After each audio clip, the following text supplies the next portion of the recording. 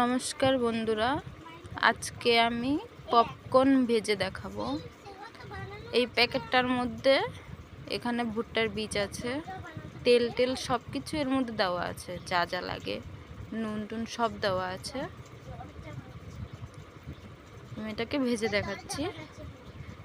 এটাকে কাটবো। প্রথমে কড়াই বসিয়েছি আমি, কেটে দিয়ে দিচ্ছি কড়াইয়ের মধ্যে সবটা। কড়াইটা গরম হয়ে গেলে দিয়ে